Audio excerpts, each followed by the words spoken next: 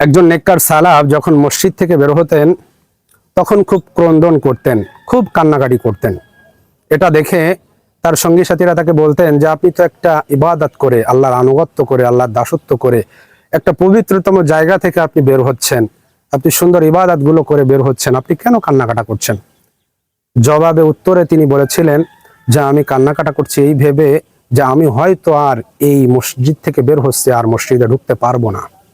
আমি বের হচ্ছে আল্লাহর রহমতের জায়গা থেকে, পবিত্রতম জায়গা থেকে আল্লাহর ইবাদত করে। আমার হয়তো হায়াতটা আর পরবর্তী ওয়াক্ত পর্যন্ত হবে না, থাকবে না।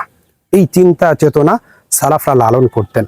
এই উত্তরটা, সালাফের যে উত্তরটা, এই উত্তরটার মধ্যে প্রত্যেকটা উদাসীন ব্যক্তি, প্রত্যেকটা ইমানদার দাবি করা, আল্লাহ সুবহানাহু ওয়া তাআলার প্রতি ইমানের দাবি করা, মুসলিম দাবি করা প্রত্যেকটা উদাসীন যুবক যুবতীদেরকে বলছে যে তার চিন্তা চেতনা আর আমাদের চিন্তা চেতনা কোথায়? আমরা মসজিদের সামনে দিয়ে চলে যাই, তাই নামাজ আদায় আসি না। আর সে মসজিদে থাকতেন, কত সময় থাকতেন? অনেক সময় থাকতেন। আজানের সময় আসতেন, আবার নামাজ পড়তেন, নফল নামাজ পড়তেন। সালাফদের ইবাদত তো ছিল আল্লাহ সুবহানাহু ওয়া তাআলাকে রাজি খুশি করার জন্যই সব সময় কাটাতেন।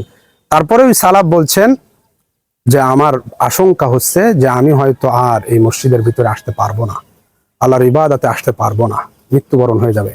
সেই মৃত্যুর কথা আমাদের কেন স্মরণ হয় না? আমাদের কেন মনে হয় না যে আমরা রাতে শুতে যাচ্ছি আল্লাহর অবাধ্য হয়ে, পাঁচ ওয়াক্ত নামাজের এক ওয়াক্ত নামাজও পড়লাম না, আমি যদি সকালে না দেখতে পাই, সকাল যদি আমার জন্য না হয়, আমি যদি ঘুমের ভরে আল্লাহ সুবহানাহু ওয়া তাআলা আমাকে নিয়ে যায়, অসংখ্য বান্দাদেরকে আল্লাহ সুবহানাহু ওয়া তাআলা নিয়ে যান, কিন্তু এটা আমাদের কেন মনে হয় না?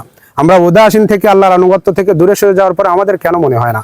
আপনি আমির বিন আব্দুল্লাহ রাহমাতুল্লাহ আলাইহি ছিলেন একজন তাবী, তার ঘটনাটা একটু শোনেন।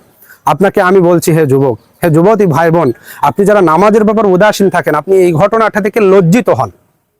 আমির বিন আব্দুল্লাহ একজন 90-100 ঊর্ধ্ব মানুষ, এমন মাজুর ব্যক্তি যিনি বিছানায় শুয়ে আছে।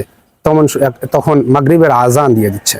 মাগরিবের আজান যখন তার কানে আসছে, তখন সে তার সন্তানকে বলছে যে আমাকে 2 ডানা ধরো, 2 ডানা ধরে আমাকে মসজিদে নিয়ে যাও, 2 ডানা ধরো, আমাকে মসজিদে নিয়ে যাও। তখন তার সন্তানরা বলছে যে আপনি এমন একটা মাজুর অবস্থায় আছেন যে আপনি জামাতে না গেলেও আল্লাহ সুবহানাহু ওয়া তাআলা আপনাকে রুখসত দিবেন। তখন আমির বিন আব্দুল্লাহ কি বলেছিলেন? যে আল্লাহ সুবহানাহু ওয়া তাআলার ডাকে সাড়া না দিয়ে বসে থাকাটাকে, শুয়ে থাকাটাকে আমি লজ্জা বোধ করি, লজ্জিত বোধ করি যে আল্লাহ আমাকে ডাকছে, হাইয়া আলাস সালাহ, নামাজের দিকে এসো, হাইয়া আলাল ফালাহ, কল্যাণের দিকে এসো, নামাজে আসলেই কল্যাণ হবে। আল্লাহ আমাকে কল্যাণের দিকে ডাকছে, আর আল্লাহর ডাকে সাড়া না দিয়ে একজন ইমানদার কিভাবে বসে থাকতে পারে? এটা লজ্জার। ভাই, এই মুসলিম ভাই, এই ইমানের দাবিদার ভাই, আপনি কোন পথে, কোন দিকে, কোন কাজে সময় ব্যস্ত ব্যয় করছেন? মসজিদের সামনে দিয়ে চলে যাচ্ছেন, মসজিদের পাশে আপনার বাড়ি, তারপরেও আপনি একটু মসজিদে আসলেন না, আল্লাহর ডাকে সাড়া দিলেন না। এই আমির বিন আব্দুল্লাহ রাহমাতুল্লাহ আলাইহির সামনে আপনি কিভাবে দাঁড়াবেন কিয়ামতের ময়দানে? আল্লাহ সুবহানাহু ওয়া তাআলা যখন তার বিচার করবে, আর আপনি তরতাজা যুবক, টকবকে যুবক, সময় ক্ষেপণ করেন ঘন্টার পর ঘন্টা বন্ধু বান্ধবদের সাথে, কিন্তু আল্লাহর ডাকে একটু সাড়া দিলেন না।